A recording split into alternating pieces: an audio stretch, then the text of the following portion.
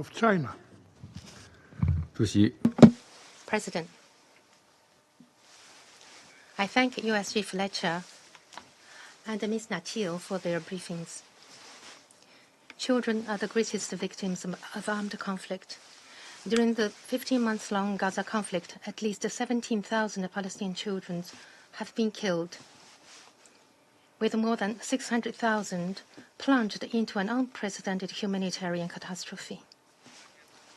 Those children who should have been sitting in the classrooms learning with books in their hands had instead found themselves facing forced displacement again and again and huddling under the rubble to seek shelter from the bombardment. Scenes of children dying in front of their family and images of children reduced to skin and bones due to malnutrition have broken our heart. All this should have never happened and must not be allowed to continue. The international community must act to put an end to the suffering of the children of Gaza. First, a durable ceasefire in Gaza. Once the ceasefire that began on January the 19th has been fulfilled, there must be no resumption of fighting, and the children must not once again be put under gunpoint or subjected to gunfire. The current ceasefire should form the basis for a permanent ceasefire rather than a pause before a new round of offensive. We are gravely concerned about reports that children were shot and killed by Israeli forces in Rafah the day after the ceasefire came into effect. We strongly call for the continuous and full implementation of the three-phase ceasefire agreement. Second, expand humanitarian assistance in Gaza.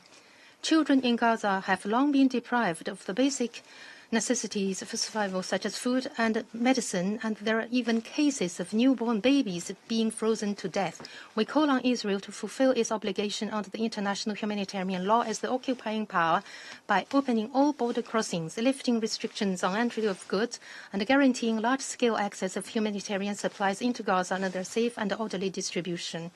We call on the international community to scale up their assistance to Gaza. Third, guaranteeing education for children in Gaza. Education is indispensable for the healthy development of children. 15 months of indiscriminate bombing have obliterated the conditions of living in Gaza, with education being completely disrupted.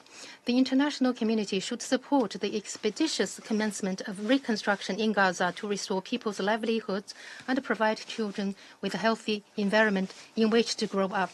For years, UNRWA has been providing basic public services such as education in Gaza, and as such has the capacity and should play a major role in the post-war reconstruction of Gaza. We once again call on Israel to cease its suppression of the agency and to repeal the relevant bill as soon as possible.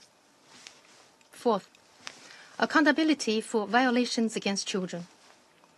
Protection of civilians in armed conflict is an obligation under international law and not targeting children even more so.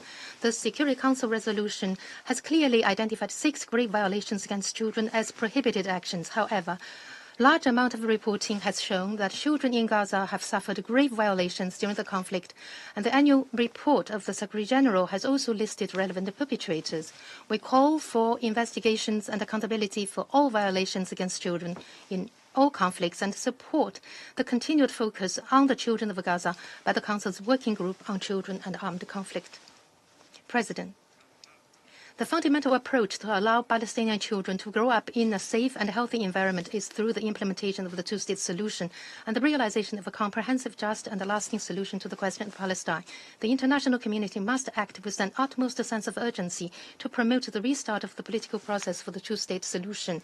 China is ready to continue to make unremitting efforts with all parties to promote an early realization of peaceful coexistence between Palestine and Israel and a lasting peace and security in the Middle East, so that the children of both Palestine and Israel can be free from the horrors of war and grow up freely under the sunshine of peace.